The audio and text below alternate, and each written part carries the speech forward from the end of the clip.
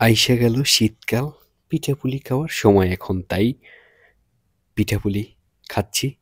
তবে আমার একটা কথা মনে পড়ে গেল, সেই পুরানো যুগের একটি গান, আইসা গেল শীতকাল, বন্ধু রইল বরিশাল, হইলাম আমি প্রেমেরই কাঙাল।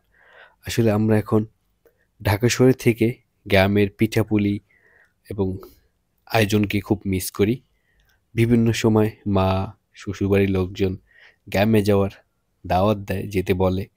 কিন্তু গ্রামে যাওয়া, ঢাকাতে থেকে গ্রামে যাওয়াটা আসলেই একটি প্যারার বিষয়। কারণ আলাদা সময় নিয়ে যেতে হবে, ছুটি নিয়ে যেতে হবে। সেখানে আলাদা অ্যারেঞ্জমেন্ট আছে।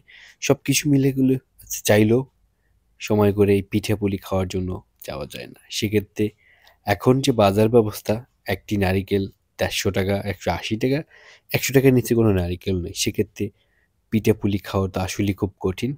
তাই শীতের মৌসুমে আমাদের দক্ষিণবঙ্গের বিশেষ করে একটি জনপ্রিয় একটি খাবার চ্যাবা পিঠা, চুইয়া পিঠা। আজকে আমরা চ্যাবা পিঠা বানাচ্ছি এবং আমার ওয়াইফ খুব কষ্ট করে তার নিজের হাতে চ্যাবা কেটে এই যে একটু একটু করে কাটছে এবং তার হাতের যে কোনো কিছুই রান্না খুব ভালো হয়, সে হোক পিঠা বলি বা যে কোনো কিছু। তাই আমি ওয়াইফ বলে প্রশংসা করি না। যদি কেউ আসেন, বাসায় বেড়াতে আসেন, তখন খেলে হয়তো দেখতে পারবেন। এই যে সবগুলো কাটা হয়ে গেল। আমরা ২ জন মানুষ, বেবি আছে ছোট, সে অতটা খায় না। সেক্ষেত্রে অল্প পরিমাণেই আয়োজন করা হলো। বিশেষ করে শীতের সময় গ্রামে থাকলে এটা একবারে জীবনে প্রতি বছর কম বেশি খেয়ে থাকি।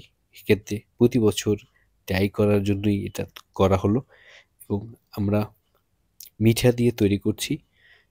কারণ মিঠারটাই বেশি ভালো লাগে। খেজুরের মিঠা দিয়ে করতে পারলে এটা অনেক বেটার ছিল। কিন্তু সরাসরি খেজুরের মিঠা আমি পাইনি। এটা প্যাকেটের খেজুর মিঠা, সেটাই দিয়ে তৈরি করলাম এবং সর্বোপরি পিঠা বানানোর পর দুধ, আদার্স যত কিছু সেটা ওয়াইফ দিয়ে নিচ্ছে, তেজপাতা, যেগুলো নারিকেল।